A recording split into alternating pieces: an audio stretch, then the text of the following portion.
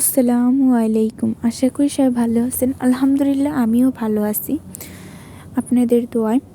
তো আজকে একটু অন্যরকম ভিডিও নিয়ে চলে এসেছি। আজকে আমরা নৌকা দিয়ে আরেক জায়গায় যাচ্ছি। তো সম্পূর্ণ ভিডিওটা আপনাদেরকে দেখাবো। তো নৌকায় বসে গেছে আপু। তো আমরা আজকে মেঘনা নদীর মাঝে দিয়ে যাচ্ছি। তো আমরা নদীর এপার থেকে ওই পারে যাব। তো আমি কিন্তু পানির ভিতরে হাত দিয়ে এসেছি। তো আমরা এখন ঘাটে পৌঁছে গেছি। তো আপু আর আপুর শাশুড়ি নেমে গেছে। তখন আমরা ওই দিক দিয়ে উঠে যাচ্ছি। তো এখন আমরা আবার যেখানে কাজ করার সেখানে কাজ করে এসে পড়েছি। তখন আমরা আবার ফেরি দিয়ে চলে যাব। তো এবার আমরা ফেরির জন্য রওনা দিচ্ছি। তো আপু আর আপুর জাহাজ সামনে দিয়ে হেঁটে যাচ্ছে, আর এদিকে আমি পিছন দিয়ে আসছি। তো ফেরিতে আমি ফার্স্ট টাইম, আর কখনো আগে উঠিনি। তো আজকে ফার্স্ট টাইম ফেরিতে যাব। তো আম্মু আবার পিছন ফিরে দেখছে আমাকে, আমি ভিডিও করতেছিলাম তো তাই। তো আমরা এখন ফেরিতে উঠে গেছি। তো ফেরিতে অনেক গাড়িও ছিল ওই দিক দিয়ে, আবার ওই দিক দিয়ে মানুষও বসা ছিল ওই ভিতর দিয়ে। তো পুরো সম্পূর্ণ ভিডিওটা আপনাদের সাথে শেয়ার করব। তো আপুরা গিয়ে ওই সাইড দিয়ে বসছিল, আর আমি এদিক দিয়ে ভিডিও করতেছিলাম। আমার কিন্তু নদীর মাঝে একটু ভয় ভয় করতেছিল, কারণ অনেক পানি, তো তাই জন্য আমার একটু ভয় ভয় কাজ করতেছিল। তো ফেরি ছাড়তে দেরি হবে। তো আমরা কিন্তু ফেরি থেকে নেমে গেছি। আমরা কিন্তু তারপর আবার নৌকাতে উঠে গিয়েছিলাম, কারণ ফেরি ছাড়তে অনেকটা লেট হচ্ছিল। তো এই জন্য আমরা উঠে গিয়েছি নৌকাতে। তো আমি আবারও যাওয়ার সময় পানি দিয়ে খেলা করছিলাম। তো ওই দিক দিয়ে আবার আমরা এখন নেমে গেছি। তো এই দিক দিয়ে আমরা এখন ঘাট থেকে বাজারে যাব। তো এখন আমরা যাচ্ছি রায়পুরা বাজারে। তো এখানে আমরা অটোতে উঠেছি। তো অটোতে আমরা যাওয়ার সময় সাইডের ভিউগুলো অনেক সুন্দর লেগেছে, আমার কাছে খুবই ভালো লেগেছে, তাই ভিডিও করে নিলাম। আসলে চরের পরিবেশ কিন্তু ততটাও ভালো না, জাস্ট নদীর সাইডের ভিউগুলি একটু সুন্দর।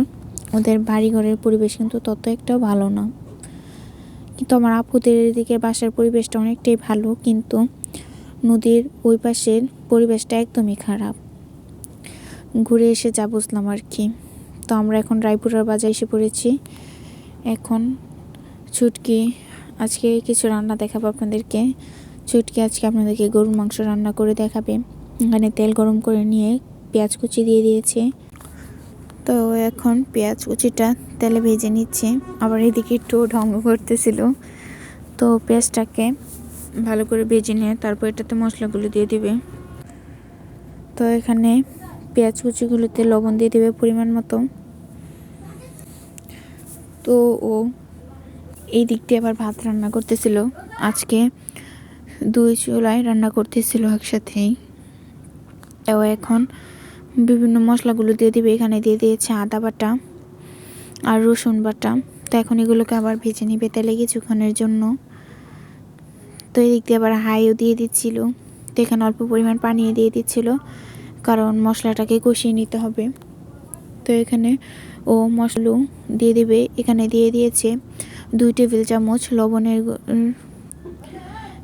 2 টেবিল চামচ ধনিয়ার গুঁড়ো, 1.5 টেবিল চামচ হলুদের গুঁড়ো, আর 1 টেবিল চামচ জিরের গুঁড়ো। তো এখন মশলাটাকে ভালো কষিয়ে নিবে ও কিছুক্ষণ সময়ের জন্য। তো মশলাটা কষানোর পর ওইটাতে দিয়ে দিয়েছে এলাচি, দারচিনি আর তেজপাতা দিয়ে এখন ও আবার এটাকে ভালো করে মিশিয়ে নিচ্ছে মশলাগুলোর সাথে। তো আজকে রান্না করতে পারে খুবই ভালো লাগতেছিল।